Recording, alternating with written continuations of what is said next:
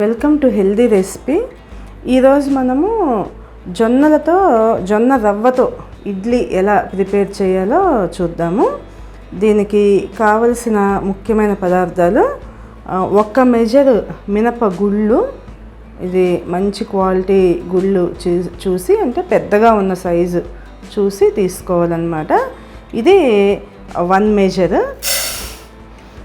తర్వాత 2 మెజర్స్ ఇడ్లీ, మనకి జొన్న రవ్వ.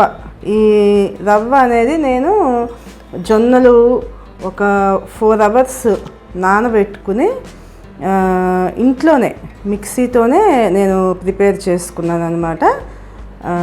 జొన్నలు నానబెట్టి తర్వాత నీడలోనే మనకి ఇంట్లోనే ఆరబెట్టుకుని, ఆ తర్వాత మనము మిక్సీ జార్లో వేసుకుంటే మనకి కావలసిన అంత సన్నగా రవ్వ అనేది ప్రిపేర్ చేసుకోవచ్చు మనం. ఇది మార్కెట్లో కూడా మనకి దొరుకుతూ ఉంది జొన్నల రవ్వ.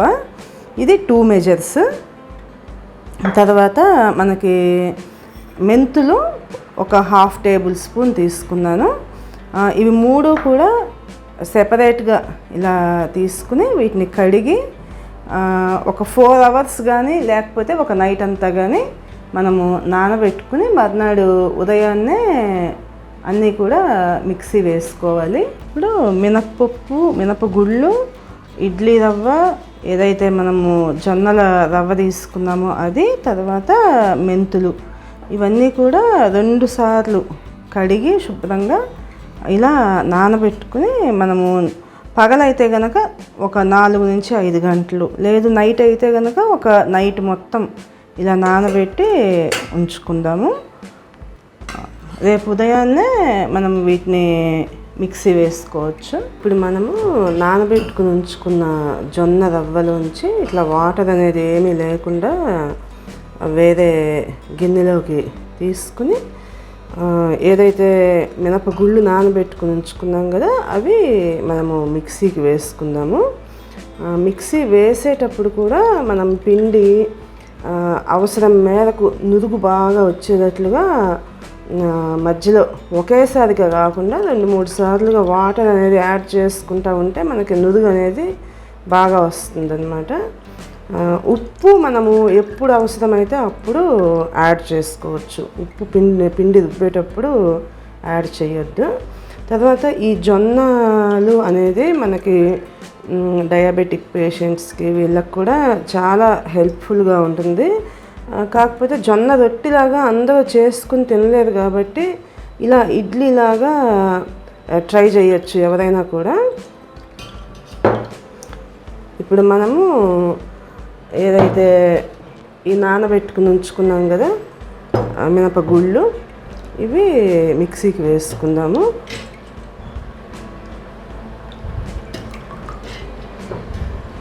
అవసరం మేరకు వాటర్ అనేది మనం రుబ్బుకునేటప్పుడే చక్కగా అవసరం మేరకు వాటర్ యాడ్ చేసుకుంటూ ఉంటే మనకి ఇడ్లీలు అనేవి చాలా స్మూత్గా వస్తాయి అన్నమాట.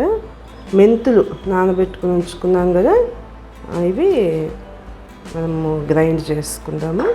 చూడండి మనకి ఇడ్లీ పిండి ఎంత స్మూత్గా లూజ్గా వచ్చిందో. అవసరం మేరకు మధ్యలో మనము వాటర్ అనేది యాడ్ చేసుకుంటూ గ్రైండ్ చేసుకుంటే మనకి మిక్సీలో అయినా కూడా పిండి అనేది చాలా స్మూత్గా వస్తుంది. మెంతులు కూడా యాడ్ చేసుకున్నాం కదా, దాని మూలంగా కూడా మనకి ఈ స్మూత్నెస్ అనేది వస్తుందన్నమాట. ఇప్పుడు ఇలా దీన్ని మనము మిక్స్ చేసుకుని అయితే ఇమీడియట్గా అయినా మనము వాడుకోవచ్చు. లేదు అంటే ఒక సమ్మర్ అయితే ఒక 3 to 4 అవర్స్ మనము పులియ పెట్టుకుంటే ఇంకా మెత్తగా వస్తాయి అన్నమాట ఇడ్లీలు మనకి. లేదు మనము ఊతప్పంలాగా కూడా మనము ఈ పిండిని యూజ్ చేసుకోవచ్చు.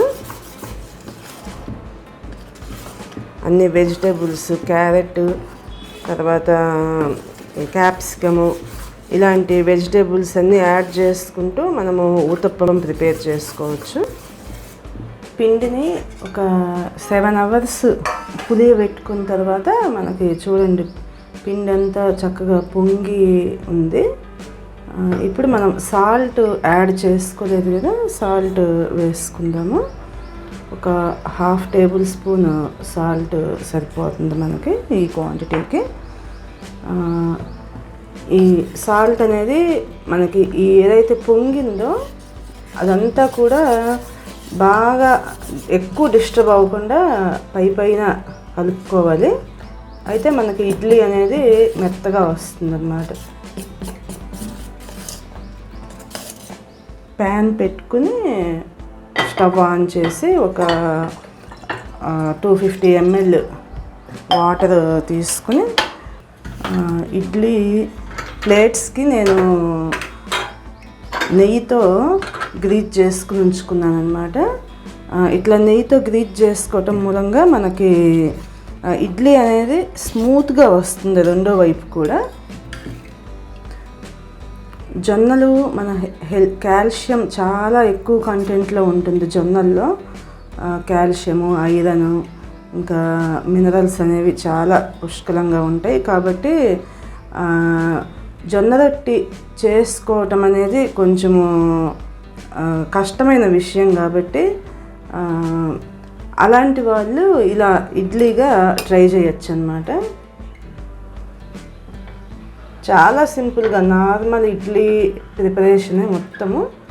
ఇప్పుడు ఇలా వేసుకున్న ఇడ్లీస్ని మనము ఒక 5 నిమిషాల పాటు హైలో ఉంచుకుని ఆ తర్వాత ఒక 2 minutes పాటు సిమ్లో ఉంచుకుని కుక్ చేసుకుంటే మనకి వేడిగా జొన్న ఇడ్లీస్ రెడీ అవుతాయి అన్నమాట.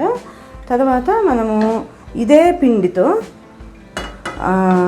రొట్టె ఊతప్పంలాగా మనము రొట్టె ఎలా ప్రిపేర్ చేసుకోవాలో చూద్దాము.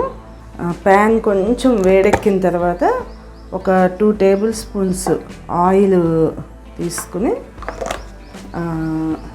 ఏదైతే మనకి ఇదే ఇడ్లీ పిండి, మనకి జొన్న రవ్వతో కలుపుకున్న ఇడ్లీ పిండి ఉంది కదా, దీనిలో మన ఇష్టాన్ని బట్టి ఉల్లిపాయ, పచ్చిమిర్చి, జీలకర్ర, కరివేపాకు, ఇంకా శనగపప్పు ఇట్లాంటివి వేసుకుని మనం ఊతప్పం లాగా వేసుకోవచ్చు. లేదు క్యారెట్స్, క్యాప్సికము ఇలాంటివి యాడ్ చేసుకుని కూడా మనము ప్రిపేర్ చేసుకోవచ్చు. నేను ప్రస్తుతం అయితే ప్లెయిన్గా వేస్తున్నాను, ఏమీ యాడ్ చేయకుండా ప్లెయిన్గా వేస్తున్నాను. ప్యాన్ అనేది ఒక్కసారి వేడెక్కిన తర్వాత మనము స్టవ్ని మీడియం ఫ్లేమ్లో ఉంచుకుంటే మనకి రొట్టె అనేది చక్కగా కాలుతుందన్నమాట, చక్కగా ఉడుకుతుంది.